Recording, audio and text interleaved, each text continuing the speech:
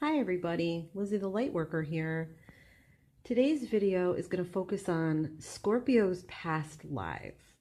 So we can do, I would say maybe 4 or 5 cards and get some insights onto what Scorpio's past life was like and any sort of lessons that needed to be learned in this life, what they were like in a past life, some things that might have been challenges or contributions or debts, and lessons that are needed, maybe to learn in this life. And that might help you with some blockages or some challenges that you have in your day-to-day life that you may not even realize unless they become aware to you. So, in soulmates and past lives and twin flames, everything is sort of decided before we come back here. There's contracts and there's things that need to play out between people and stuff like that. So I think we'll go ahead and we'll get in the first card will be what you were like in a past life. And this could be for a male or a female. So the energy could be masculine or feminine. And it doesn't matter because you could have been female in your past life or you could have been male in your past life. And you could carry both sides of that in your day-to-day life. We each have a masculine and feminine counterpart. So we'll say, what were you like in your past life? Okay, so in your most recent past life, you were sort of very intellectual and focused on communication. Communication was a big deal. You could have had some issues with communication in the way that you approached people and spoke, and possibly maybe hurt people with your words or your actions following your words. So, this card comes in and it's sort of like, it's almost like temper tantrums and somebody who really doesn't have a handle on their emotions. So it's highly emotional and there's a lot of thought behind it. It's something like that sets someone off and they sort of create like this storm of wanting to be right and wanting to be heard. That's a big thing, is wanting to be heard. And the message that you're carrying, you want others to agree with you and you wanted them to understand where you were coming from. And if they didn't, it would sort of infuriate you and you would go toe to toe or straight into battle.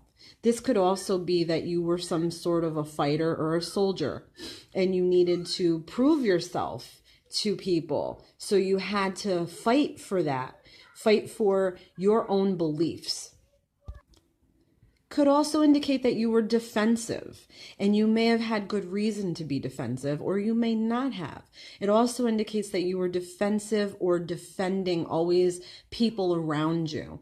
So you were had a protective energy and a protective vibe to the people around you. You were not necessarily lower class or high class. You were middle class. Either way, you were very smart and very, very intelligent. So swift actions, swift into a battle sort of thing. So that is maybe a little bit what you were like in a past life. And like I said, it doesn't matter male or female. So that could have carried into this life a little bit, or it's something that you could have learned or needed to work on. So we'll pull some more cards and we'll get some more depth to that. Okay, so some things that were challenges in a past life. Okay, so things that were challenges in a past life for Scorpio could have been love, could have been their interactions with their partner and love, and possibly choices and duality that was happening. Some healing that might have needed to happen that never did. When these two cards are paired together, I would say that there was definitely some arguments going on in your past life. There was some butting heads and some not quite seeing eye to eye on things. But it was a good union. It was very nurturing and, sort of there was a counterpart that you each had, like healing, nurturing, things like that in that nature. When this card comes up, I also do sense or get soulmates and twin flame union. So this could have been, someone that was very influential in your life and had a real intense energy. So that could have been a challenge. Definitely could have been a challenge in a past life. Could have developed so much of a challenge. It could have developed that you had to have a contract for the next life.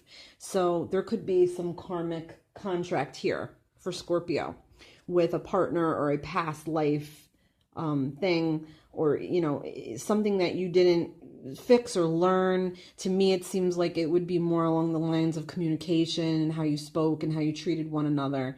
But it was a very strong union, very, very strong. Okay, so some contributions that you made in your life, in your past life. Contributions like, something that helped you along in your life, or something that you knew you had to do or you had to work on or contribute in. Okay, so the Two of Coins in reverse. Well, this is more like you were tapped out a lot. Money could have been a problem, and you could have had a hard time getting a handle on things and keeping everything in balance. Usually when this card is upright, it means that there is more balance to the situation, that you could handle ups and downs. When it's in reverse, it means that there was some real blockages and some real issues with balance.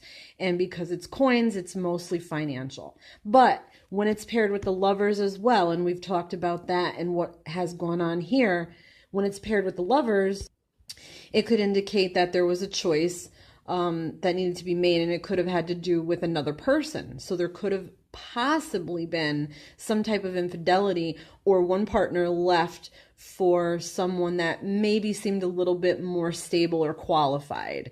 And, you sort of had these intense issues, these thoughts, these problems that you were trying to balance out, and they just never seemed to balance out. So not really a contribution, but I would say more something that you learned you had to do out of necessity, out of survival, that you were able to do that. In some ways, it was very challenging. It was very hard. It left you feeling very empty at times and very alone and sort of in this battle and struggle to keep everything in order. And it just may have not happened. Okay, so we move on to debts in this life from a past life. And we get the Empress in reverse. So with the Empress in reverse, a possible debt from a past life could be, with the Empress, it seems like there was some disappointment in love. Possibly you may have wanted a child and that was not happening. It was something that wasn't going to happen, or it was tried to happen. And this could have been with the partner that you were with in the past life. So, where you could have been female and, this is coming in and, you wanted a child and it wasn't happening, because this is infertility. But it's also not having enough and not fostering like growths, because the Empress is about growth. So there was some stagnation that wasn't fruitful. You couldn't maybe provide. There wasn't enough. There wasn't enough to go around. So it seems like a lot of money issues, a lot of emotional issues, a lot of baggage. And with the Empress, in reverse Empress, I would say that there could have been like some stagnation about life. Like you could have started to think negatively about life and really sort of feel like, nothing was going to be good again, or nothing could get good again. So there's definitely some doubts. There's creative blockages. So no ideas about how to make it better either. Okay, so then we'll get into lessons that needed to be learned that could have carried over into this life. So lessons from the past life that are actually a lesson that has to be played out and learned in this life. So let's see, with After Tarot, that would be letting go and transition. So instead of staying in that energy where you think that nothing will ever get better, you could have had some lost love and some scorned partner, and you could have had some issues with children or not having children and infertility and money struggles, and sort of thinking that nothing would ever get better. The lesson is that a lot of the time you have to let go, no matter what it is. The problem is that when we get stuck in our own head and we start to feel like nothing is good and we start living in this negative pattern, the law of attraction is to think good and good will come to you. If you think bad and negative, negative will come to you. So this is telling you to have to break the spell of that.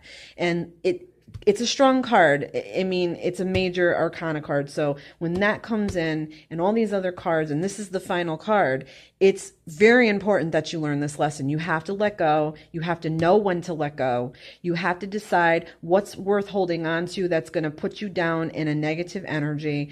How can you transition? How can you learn from things? How can you try to prevent them from happening? And knowing when an end is coming, knowing when the end of something has to be. It's more about acceptance here, accepting things when they happen that are bad or not good, trying to see the light at the end of the tunnel, because there definitely is. Even though this seems like such a dark card, I mean, look, the sun is right there. It's shining on the horizon, and the clouds are sort of starting to pass away as the death rider moves in, and there's people grieving and things like that. So you do have to move past that grief and anxiety and anguish and issues to the sun. So you have to really try to see the light at the end of the tunnel, Scorpio. That's what that's telling you.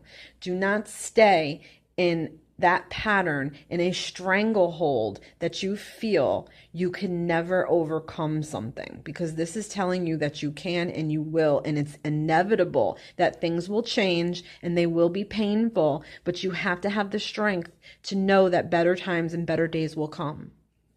Okay, guys? I hope you really enjoyed this past life for Scorpio reading. Please let me know what you think in the comments below. And as always, like I say, many, many blessings to you all. This has been Lizzie the Lightworker.